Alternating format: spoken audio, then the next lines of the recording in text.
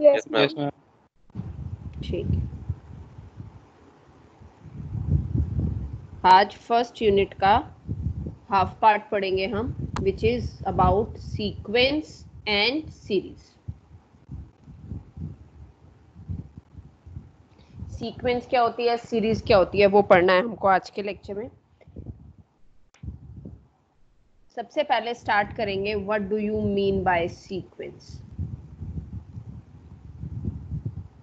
Sequence means list of things in a order that is a sequence. For example, list of things in a order, उसको हम sequence बोलते हैं। For example, अगर मैं एक sequence लिखती हूँ जिसमें हमारे पास numbers हैं 1 2 3 4 एंड so on।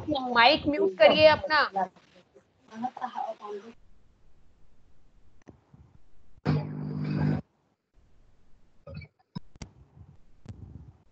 आप अनम्यूट सिर्फ तब करोगे जब आपको कोई क्वेश्चन पूछना है या मेरे किसी क्वेश्चन का आंसर करना है, प्लीज, अदरवाइज अपना माइक म्यूट रखिए।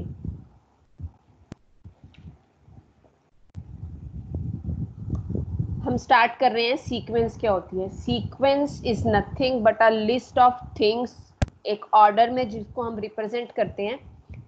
जनरली हम बात करेंगे नंबर्स की, ठीक है। करली ब्रैकेट से हम इसको शो करते हैं और इस तरह से हर एक टर्म के बीच में हम उसको कोमा से सेपरेट करते हैं।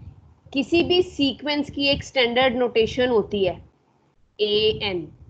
इसका मतलब क्या है, it means A1 A2 A3 and so on चलता गया। ये AN जो है वो जनरल टर्म लिखी है मैंने, इसकी nth टर्म, और जब इसको करली ब्रैकेट से शो कर दिया और यहाँ लिख दिया n is 1 2 3 and so on, तो इसका मतलब है कि ये पूरी सीक्वेंस को हमने एक सिंगल टर्म से रिप्रेजेंट कर दिया, विच इज AN। सीक्वेंस का मतलब होता है कि sequence has a rule, it has a rule. Rule का मतलब क्या है यहाँ पर, कि वो रूल जिससे हम किसी भी सीक्वेंस की हर एक टर्म लिख सकते हैं, that is known as rule. Every sequence has a rule which is a way to find out every term of the sequence. For example, ये देखो, ये जो मैंने सीक्वेंस लिखी है इसमें क्या है, फर्स्ट टर्म क्या है 1, सेकेंड क्या है 2, थर्ड क्या है 3, फोर्थ क्या है 4। अगर मैं इसको जर्नलाइज करके लिखना चाहूं तो कैसे लिखूंगी बताओगे। पहली टर्म 1 है, अगली टर्म में क्या किया हमने, 2 आ गया, नेक्स्ट में 3 आ गया। अगर मैं इसको सिंपल ये लिखूं, क्या ये इसको रिप्रेजेंट करता है, और n is equal to 1 2 3 and so on. Yes, n को 1 रखूंगी तो फर्स्ट टर्म आएगी, दैट इज 1। n को 2 रखूंगी तो सेकेंड टर्म आएगी, दैट इज 2। n को 3 रखूंगी तो थर्ड टर्म आएगी, that is 3 and so on. तो यानी कि ये n सीक्वेंस का मतलब क्या है, कि जिसको आप पूरे को एक टर्म से जर्नलाइज कर सको by putting n is equal to 1 2 3 and so on. ये चीज हर एक टर्म के लिए एप्लीकेबल हो, तो ये एक फिक्स रूल हो गया। तो इसलिए हम बोलते हैं every sequence has a rule. अब इसी तरह से अगर मैं एक सीक्वेंस और लिखती हूँ, suppose it is 3 5 7 9 and so on, अगर इसको मैं जर्नलाइज करके लिखना चाहूँ तो ये क्या लिखी जाएगी बताओगे। What can I write? First term क्या है 3, सेकेंड टर्म क्या है 5। फर्स्ट टर्म 3 का मतलब है A1 is equal to 3। A1 का मतलब है n को 1 पुट करना है। तो कुछ ऐसी जनरल टर्म बताओ जिसमें अगर n को 1 रखूं तो 3 आए, n को 2 रखूं तो 5 आए, n को 3 रखूं तो 7 आए एंड सो ऑन। तो वो एक रूल फॉलो हो जाएगा, उसको हम बोलेंगे सीक्वेंस। तो क्या बनेगा यहाँ पे वो जनरल टर्म, 2n+1। 2n+1। तो ये बन गया मेरे पास 2n+1। और ये जरूर लिखना साथ में, अदरवाइज वो एक सिंगल टर्म की तरह एक्ट करेगी। Here n goes from 1 2 3 and so on. And this ये जो मैंने लिखा ये क्या है an। अगर सिंपल an लिखा जाएगा विदाउट करली ब्रैकेट तो ये एक सिंगल टर्म है। अगर इसको करली ब्रैकेट में लिखोगे साथ में n is equal to 1 2 3 and so on, तो वो सीक्वेंस को शो करेगी। तो this an is what, it is nth term of the sequence. कौन सी सीक्वेंस, an। इस सीक्वेंस की nth टर्म को आपने an लिखा, ये कहलाती है सीक्वेंस। सीक्वेंस को हम एक और तरह से भी डिफाइन करते हैं, what is that? That is a function, एक function. Sequence is a function जिसकी डोमेन नेचुरल नंबर्स हैं, सेट ऑफ नेचुरल नंबर्स, और जिसकी रेंज कोई भी सेट हो सकता है, it may be any set. अगर हम रियल नंबर्स की बात करेंगे तो range set of real numbers हो जाएगा, किसी और तरह के नंबर्स की बात करेंगे तो वही कंसीडर करेंगे। तो हम सीक्वेंस को एक फंक्शन की तरह भी डिफाइन कर सकते हैं जिसकी डोमेन हमेशा सेट ऑफ नेचुरल नंबर होता है और जिसकी रेंज कोई भी सेट हो सकता है। यहाँ हम ये जो फंक्शन लिख रहे हैं ना, दिस फंक्शन, यहाँ ये फंक्शन इसी रूल का काम करेगा। ये रूल, जिस रूल की हेल्प से आप क्या करते हो, सीक्वेंस की हर एक टर्म लिखते हो। सपोज अगर मैं रियल सीक्वेंस की बात करती हूँ, तो रियल सीक्वेंस क्या है? अगर मैं इसको फंक्शन की फॉर्म में रिप्रेजेंट करूं, it is nothing but a function f from a set of natural number two the set of real number. ये जो n है ये डोमेन है, और ये जो रियल नंबर का सेट है ये रेंज बन जाएगा। हम लिखते हैं ना, जब भी हम फंक्शन डिफाइन करते हैं, ठीक है, तो आप लिखते हो ना y is equal to F X. x पे फंक्शन लगाया तो आपको रिजल्ट y मिला, तो आप कहते हो ना कि ये वाले एलिमेंट डोमेन है और ये वाले एलिमेंट रेंज हैं।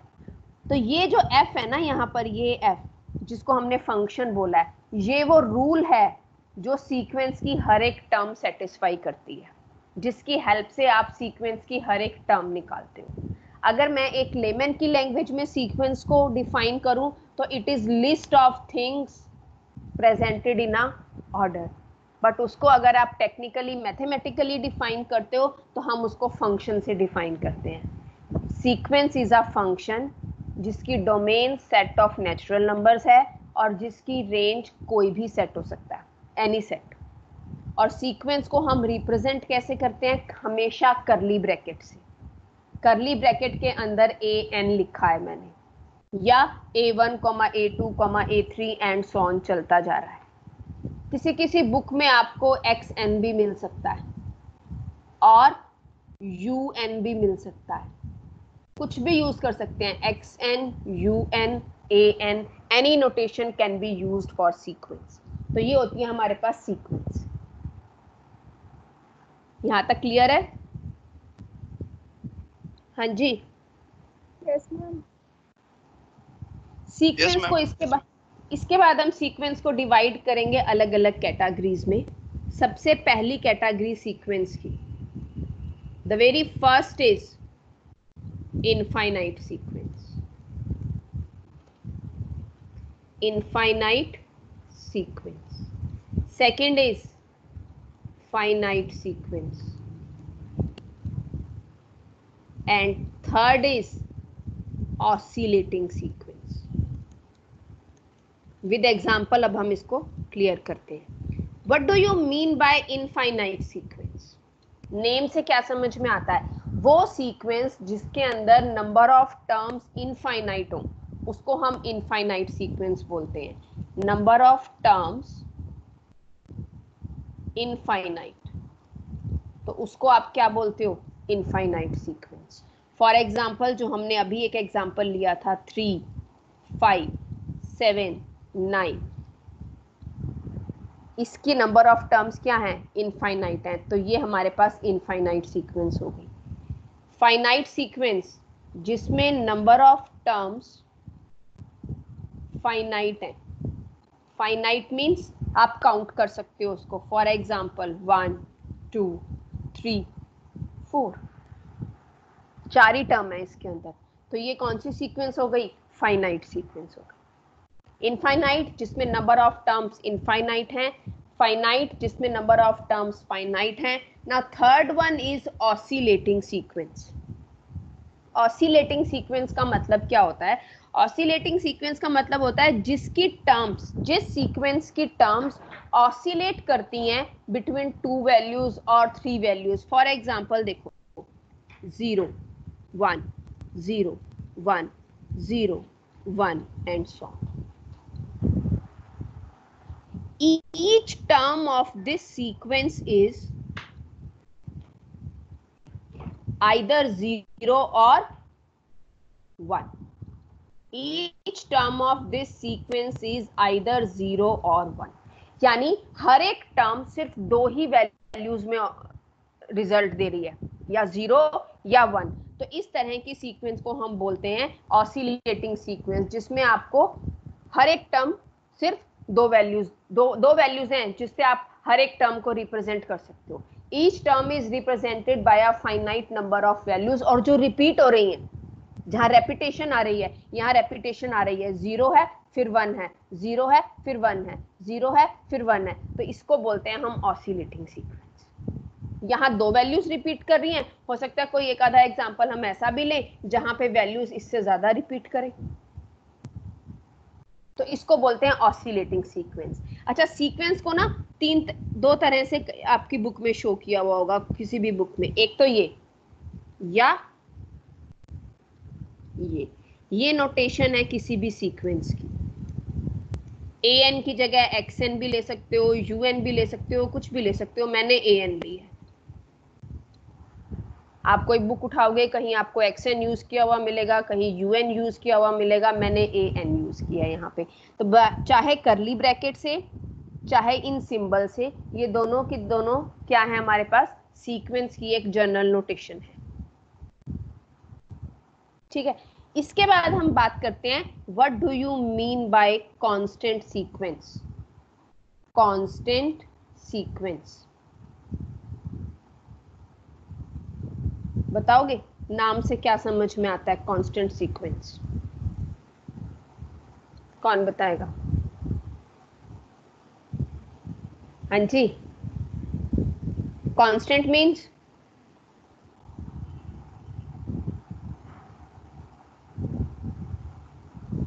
जिसकी वैल्यू पूरे टाइम सेम, यानी कि जिस सीक्वेंस की हर एक टर्म सेम हो, कांस्टेंट हो, चेंज नहीं हो रहा हो कुछ भी, that is constant sequence. That is C C C and so on. Every term of the sequence is same. Every term of the sequence is same. Is constant और same. उसको क्या बोलते हैं हम? Constant sequence. इसका PDF मैं share कर चुकी हूँ, लेक्चर से पहले ही किया था आपके ग्रुप पे. उसमें सब कुछ proper definition, everything is written in that PDF. तो किसी भी सीक्वेंस जिसकी हर एक टर्म कांस्टेंट हो, उसको हम कांस्टेंट सीक्वेंस बोलते हैं. इसके बाद एक टर्म आती है हमारे पास, range of a sequence. What do you mean by range of a sequence? Range का मतलब होता है number of set of distinct terms of a sequence is known as range of that sequence. What does it mean? Set of distinct terms of a sequence is known as range of that sequence. What does it mean? अब suppose मैंने एक sequence लिखी, चलो ये ऊपर वाली जो ये थी ना, ये एक सीक्वेंस लिखी थी ना हमने, ये एक सीक्वेंस है. अगर हम इसकी रेंज निकालना चाहें तो इसकी रेंज क्या बनेगी? इस सीक्वेंस की रेंज क्या बनेगी? 0 and 1. 0 और 1. Yes, 0 and 1. क्योंकि सेट ऑफ डिस्टिंक्ट टर्म्स लेना है, बाकी तो रिपीट ही हो रही हैं, तो ये इसकी रेंज होगी. जबकि ये सीक्वेंस के अंदर तो इनफाइनाइट टर्म्स हैं, लेकिन रेंज में इस सेट में सिर्फ कितनी टर्म्स होंगी? 2 टर्म्स होंगी, एक 0 और एक 1. और अगर आप इसकी रेंज निकालना चाहोगे तो एज इट इज यही का यही बनेगा, 3, 5, 7, 9 एंड सो ऑन. इसकी निकालेंगे हम तो हमारे पास सिर्फ 0 और 1 आएगा. अच्छा, what is range of this? क्या बनेगी इसकी रेंज बताओगे? इस सीक्वेंस की, कांस्टेंट सीक्वेंस की रेंज क्या बनेगी? मैम वही बनेगा क्योंकि पूरे में तो सेम ही है, तो वही नंबर होगा जो कांस्टेंट का। सिर्फ सी, सिर्फ सी, और कोई एलिमेंट नहीं आएगा क्योंकि वही सी रिपीट हो रहा है हर बार हमारे पास। तो रेंज क्या हो गया इस केस में? C. Is it clear? Yes ma'am. चले इससे आगे अब। Yes ma'am. इसके बाद हमारे पास आता है, अभी हम सिर्फ सीक्वेंस की टाइप्स पढ़ रहे हैं, इसके बाद हम सीरीज पे आएंगे, फिर हमारा मेन जो है इसका पर्पस क्या है वो स्टार्ट होगा। अभी हम सिर्फ उन बेसिक टर्म्स को पढ़ रहे हैं जो हमको यूज करनी है आगे। नेक्स्ट इज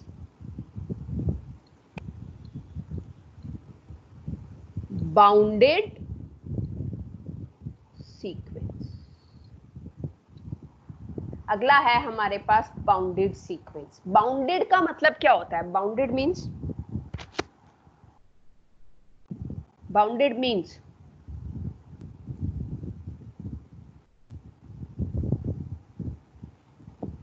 बोलो भाई। उसकी कोई रेंज हो, उसकी कोई रेंज हो। बाउंडेड का मतलब होता है कि बाउंड कर देना टर्म्स को, कि मतलब इससे ऊपर नहीं जा सकती, इससे नीचे नहीं जा सकती, समथिंग लाइक दैट। ठीक है। बाउंडेड सीक्वेंस को हम दो कैटेगरीज में वो डिवाइड फाइनाइट करते हैं। हाँ जी, फाइनाइट और बाउंडेड सीक्वेंस में डिफरेंस क्या है? अभी बताती हूँ, अभी देखना, एग्जांपल दूंगी ना, अपने आप ही क्लियर हो जाएगा आपको। Bounded above, bounded below. हमने बाउंडेड सीक्वेंस को दो कैटेगरीज में डिवाइड किया, एक बाउंडेड अबव और एक bounded below. Consider a sequence AN। Bounded above का मतलब क्या है कि अपर साइड पे एक पॉइंट ऐसा है हमारे पास, अपर साइड पे एक पॉइंट ऐसा है हमारे पास कि सारी की सारी टर्म्स उस पॉइंट को एक्सीड नहीं कर सकती।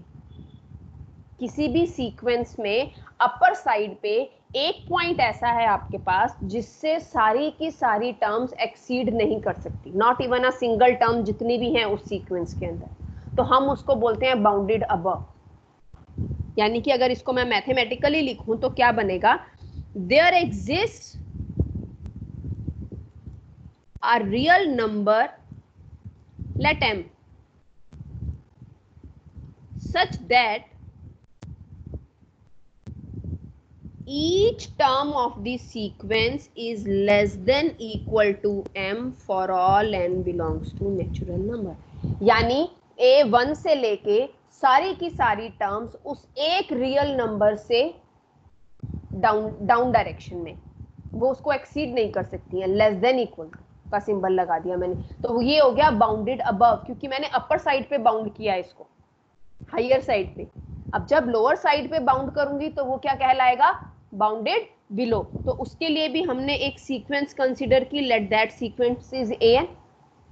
तो there exist a real number, m की बजाय कुछ और ले लेते हैं, let it is M1, same नहीं लिया मैंने, such that each term of the sequence is greater than equal to M1 for all n belongs to natural number। अब हमने बाउंडेड बिलो कर दिया। बाउंडेड बिलो मतलब सबसे एक नंबर ऐसा है जिससे सारी की सारी टर्म्स अपर डायरेक्शन में लाई कर रही हैं, मतलब उससे ग्रेटर है, तो उसको हमने बाउंडेड बिलो बोल दिया। तो ये बाउंडेड अबव और ये बाउंडेड बिलो, और जो सीक्वेंस इन दोनों प्रॉपर्टीज को सेटिस्फाई करती है, बाउंडेड अबव को भी और बाउंडेड बिलो को भी, उसको हम बोलते हैं bounded sequence. Bounded sequence is which is both bounded above and bounded below, and bounded below, उसको बोलते हैं हम बाउंडेड सीक्वेंस। अब जब हमने बाउंडेड की बात की है तो हम अनबाउंडेड की बात भी करेंगे। What do you mean bye unbounded? Unbounded का मतलब क्या हो गया कि ऐसा कोई भी नंबर एग्जिस्ट ना करे such that every every term of the sequence is less than equal to some number, तो वो अनबाउंडेड हो गया। तो जब हम अनबाउंडेड सीक्वेंस की बात करते हैं, unbounded sequence means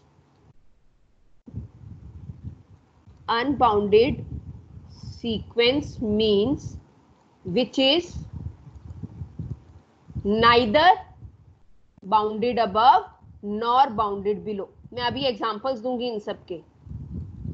neither bounded above nor bounded below, ना तो वो बाउंडेड अबव है और ना ही वो बाउंडेड बिलो है, तो उसको हम क्या बोलते हैं? उसको हम बोलते हैं अनबाउंडेड सीक्वेंस।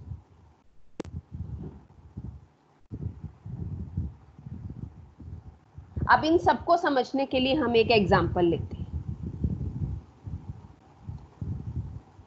फॉर एग्जांपल हमने एक सीक्वेंस ली, ठीक है, late that sequence is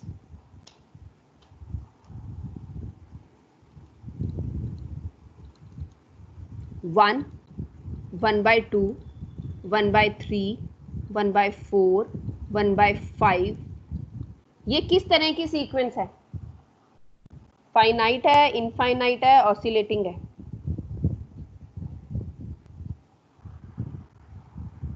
Which type of sequence is this?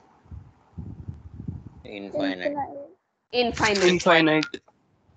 अब उस क्वेश्चन का आंसर मिलेगा। अभी किसी ने मुझसे पूछा था कि फाइनाइट और बाउंडेड बिलो और बाउंडेड अबव में डिफरेंस क्या होता है। इनफाइनाइट बाउंडेड अबव भी हो सकती है, बाउंडेड बिलो भी हो सकती है, चाहे वो इनफाइनाइट है। इनफाइनाइट का मतलब क्या है? उसकी लास्ट टर्म आपको नहीं पता क्या है, that is going up to infinity. Finite में तो आपको पता है फर्स्ट टर्म क्या है, लास्ट टर्म क्या है, तो आप डिफाइन कर सकते हो अगर बाउंडेड अबव है और बाउंडेड बिलो है। डायरेक्टली सीधा सीक्वेंस देख के आपको कुछ और चेक करने की जरूरत ही नहीं है, कुछ सोचने की जरूरत नहीं है कौन सा नंबर है। If I am writing 1 2 3 4 finite है, बाउंडेड अबव भी है और बाउंडेड बिलो भी है।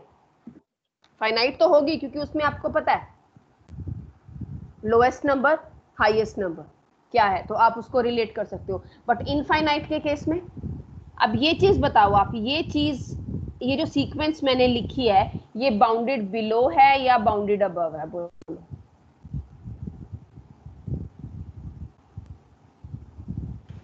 ये 1 है, किसने बोला बाउंडेड अबव? मैम आशीष। बिलो है। चलिए और कोई? तो चलो पहले इसका बाउंडेड अबव वाला केस ही डिस्कस करते हैं जो इसने बोला है। मैम वीडियो शो नहीं हो रही है। Why it is bounded above? बाकी स्टूडेंट्स के साथ भी प्रॉब्लम है क्या? स्क्रीन शो नहीं हो रही है? No ma'am. बेटा आपका नेटवर्क इशू होगा थोड़ा सा। अब हो गया मैम, अब आ गया। अब ये भी सुन, जस्ट अभी ठीक हो गया। बाउंडेड, आशीष बाउंडेड अबव क्यों है ये? मैम इसकी वैल्यू 1 से ऊपर नहीं जाएगी। तो फिर वो अबव क्यों आएगी? वो तो बिलो होनी चाहिए।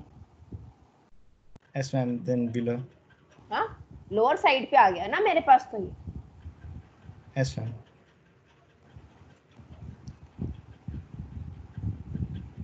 सॉरी, हाँ अबव सॉरी, ठीक है, मैं गलत बोल रही थी। इसकी हर एक value less than equal to 1 है? इस सीक्वेंस की हर एक value less than equal to 1 है या नहीं है? Yes ma'am. अगर इस सीक्वेंस की हर एक value less than equal to 1 है तो बाउंडेड हो गई, बाउंडेड अबव हो गई, ठीक है। अच्छा एक चीज और बताओ, कैन आई राइट, एक minute, an is greater than equal to 0 लिख सकती हूँ या इक्वल टू का सिंबल नहीं लेते इसमें? yes, क्योंकि हमें डिफाइन नहीं है ना, तो ये इक्वल टू वाला सिंबल नहीं लेंगे हम।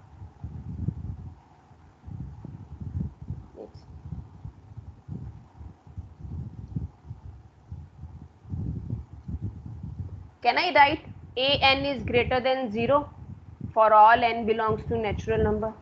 लिख सकती हूँ? Yes ma'am. कैसे? ध्यान से देखो, ये टर्म 1 है, अगली इससे लेस है, उससे अगली इससे लेस है, उससे अगली इससे लेस है। देखो कम होते जा रहे हैं। जैसे जैसे इसकी टर्म्स इंफिनिटी को अप्रोच करेंगी, ये टर्म हमारे पास और लेस होती जाएगी।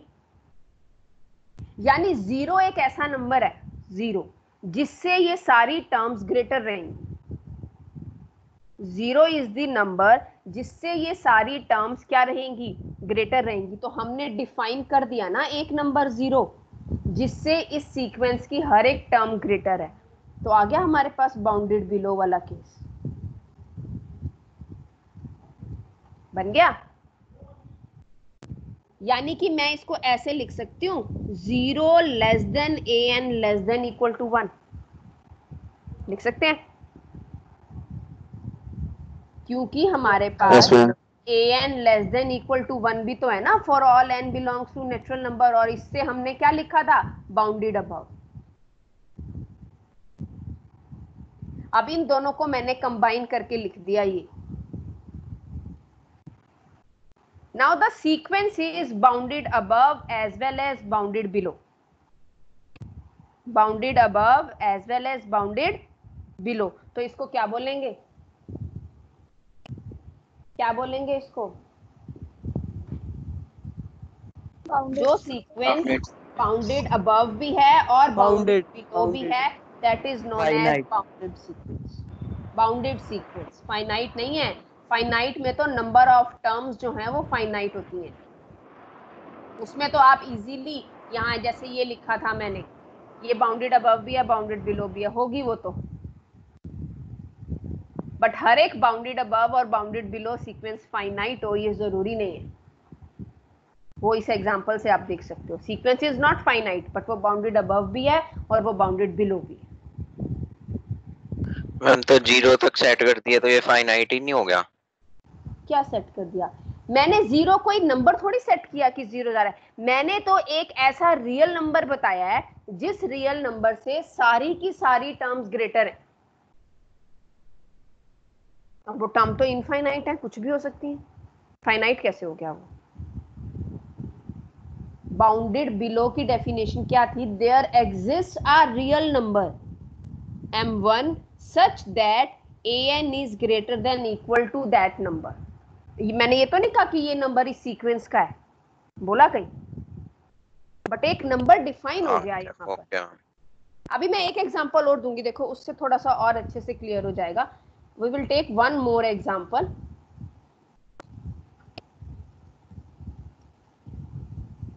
Excuse me ma'am. हाँ जी बोलो बेटा, बोलो मैम। अगर इसमें आपने बोला है कि an हमारा 0 से बड़ा होगा, हर एक टर्म तो ये तो इनफाइनाइट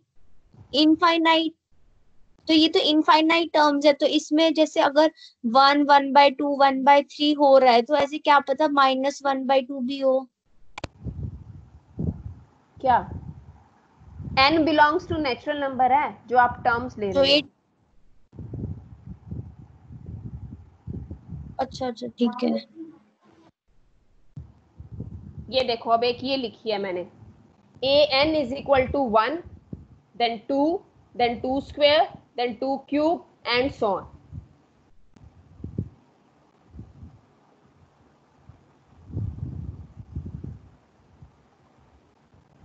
ठीक है, बताओगे इस सीक्वेंस के लिए हमारे पास अगर मैं इसको जनरलाइज करके लिखना चाहूं इस सीक्वेंस को, तो क्या बनेगा, जनरलाइज n की फॉर्म में बताना। What should I write 2 here? की पावर n। Very good।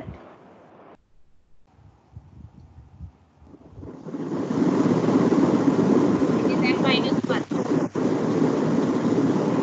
पर n minus 1 minus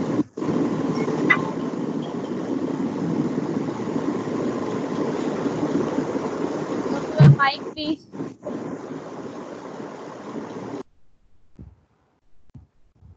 टू की पावर n माइनस 1, अगर मैं इसको जनरलाइज करके लिखना चाहूँ। अब हम इसको डिस्कस करते हैं, इसकी बाउंडेड अबव और बाउंडेड बिलो। हर एक टर्म ध्यान से देखो, फर्स्ट टर्म क्या है, फर्स्ट टर्म क्या है 1, सेकंड 2, इससे ग्रेटर है टू की पावर 2 प्रीवियस टर्म से ग्रेटर है, 2 की पावर 3 प्रीवियस, यानी हर एक टर्म जो है वो 1 से ग्रेटर है. I can write here an is greater than equal to 1 for all n belongs to natural number. लिख सकते हो? Every term of this sequence is greater than equal to 1 है? यस मैम. ठीक है, इसका मतलब क्या हो गया? If it is greater than equal to 1, तो what does it mean? It is bounded below.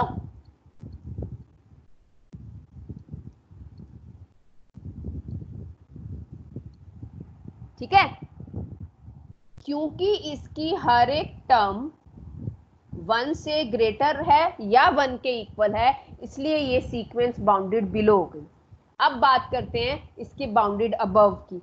क्या अपर साइड पे कोई ऐसा पॉइंट लाई करता है, कोई ऐसी वैल्यू लाई करती है कि ये हर एक टर्म इसकी जो है उससे लेस हो? नहीं करती. क्यों नहीं करती? क्योंकि देखो बढ़ती जा रही है पावर और टर्म्स भी बढ़ती जा रही हैं, तो ये तो इंफिनिटी तक जाएगा. तो it means there does not exist any real number m such that an is less than equal to m for all n belongs to natural number. तो इसका मतलब क्या हो गया? not bounded above,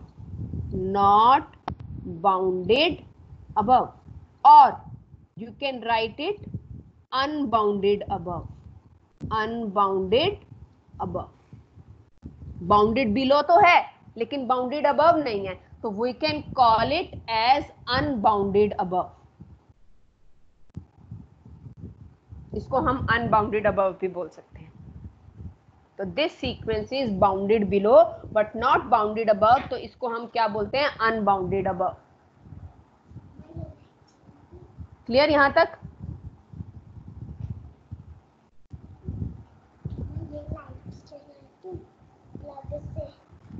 ठीक है, चले नेक्स्ट पेज. देखो नेक्स्ट है हमारे पास कन्वर्जेंट सीक्वेंस. क्या होती है? कन्वर्जेंट के बाद आएंगे डाइवर्जेंट पे. कन्वर्जेंट का मतलब होता है कि वो सीक्वेंस की जो टर्म्स है ना, वो फाइनली कहीं जाके किसी वैल्यू को कन्वर्ज कर रही है. मतलब आपको दिख रहा है कि इसका रिजल्ट ये आ सकता है हमारे पास. डाइवर्जेंट का मतलब होता है कि वो इंफिनिटी को ही अप्रोच कर रहा है, whether it is plus infinity और माइनस इंफिनिटी. तो जब भी हम किसी सीक्वेंस की कन्वर्जेंस की बात करते हैं ना, एनी सीक्वेंस an, ये कन्वर्ज कब करती है? जब हम इसकी nth टर्म पे, ये इसकी nth टर्म है, nth टर्म पे अगर हम लिमिट लगाएं n अप्रोचेस टू इंफिनिटी और वो लिमिट सॉल्व करके फाइनाइट आ जाए, देन वी से दैट अगर ये कंडीशन हमारी सेटिस्फाई हो जाए तो हम कहते हैं कि an सीक्वेंस जो है ना वो कन्वर्ज करती है. Sequence an converges limit n approaches to infinity an. अब हमने जितना भी पार्ट इसके बाद करना है उसके अंदर लिमिट पुट करनी आनी चाहिए आपको, चाहे वो इनफाइनाइट लिमिट है चाहे वो फाइनाइट लिमिट है. किसी भी टर्म पे लिमिट कैसे लगाते हैं? आपको किसी भी सीक्वेंस की nth टर्म पे लिमिट लगा के देखनी है. अगर वो लिमिट फाइनाइट आ जाती है तो हम बोलते हैं कि वो सीक्वेंस कन्वर्ज करती है, और अगर वही लिमिट इनफाइनाइट आ जाती है, चाहे वो प्लस सिंबल के साथ आए चाहे वो माइनस सिंबल के साथ आए, दोनों में से कोई भी एक वैल्यू आए, आइदर प्लस इंफिनिटी और माइनस इंफिनिटी, तब हम क्या बोलते हैं कि जो सीक्वेंस है वो डाइवर्ज करती है. Sequence diverges. अगर सीक्वेंस की nth टर्म पे लिमिट लगा के हमारे पास रिजल्ट या तो प्लस इंफिनिटी आए या माइनस इंफिनिटी आए, तो हम कहते हैं कि सीक्वेंस डाइवर्ज करती है. फॉर एग्जाम्पल, एक सीक्वेंस है मेरे पास 1, 1/2, 1/4, 1/8 एंड सो ऑन. ये एक सीक्वेंस है, ठीक है। अभी सीक्वेंस को अगर मैं जनरलाइज फॉर्म में लिखूंगी तो बताओगे क्या बनेगी? ये क्या है 1, ये क्या है 1/2। 1/4 को क्या लिख सकते हो?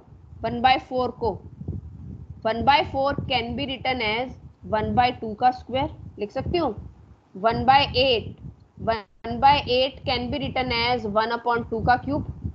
इसका मतलब क्या है कि जो सीक्वेंस बनेगी ना मेरे पास 1/2 की पावर 1, 1/2 की पावर 2, 1/2 की पावर 3, 1/2 की पावर 4, सो ऑन 1/2 की power n n-1 so on चलता गया। हाँ, वो इससे पहले लिख लेते हैं। अब ठीक है, अब बताओगे nth टर्म क्या है इस सीक्वेंस की? What is the nth? इस सीक्वेंस को मैं जर्नलाइज करके लिखूंगी तो यहाँ क्या लिखा जाएगा? 1/2 की पावर n-1, क्योंकि पहली टर्म हमारे पास 1 है। 2 की पावर 1 सेकेंड टर्म में आ रहा है, तो nth टर्म में 2 की पावर n-1 आएगा। तो यहाँ पर an क्या हो गया? सॉरी, ये नहीं आएगा, एक सेकेंड।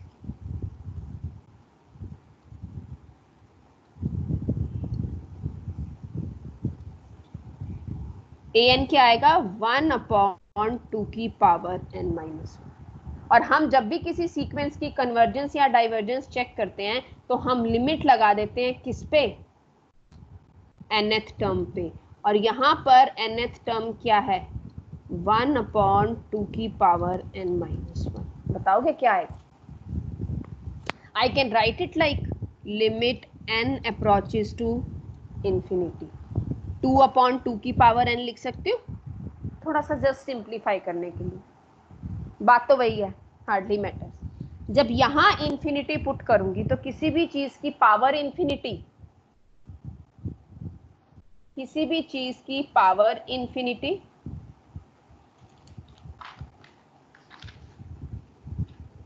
क्या होती है? इंफिनिटी 0। हाँ sorry, infinity. And something upon infinity 0। Finite आ गया?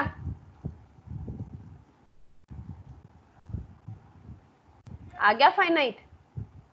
और अगर ये फाइनाइट है तो दिस इंप्लाइज कि ये जो सीक्वेंस है, ये सीक्वेंस क्या करती है? कन्वर्ज करती है। दिस सीक्वेंस इज कन्वर्जेंट और इट कन्वर्जेस, कुछ भी कह सकते हो।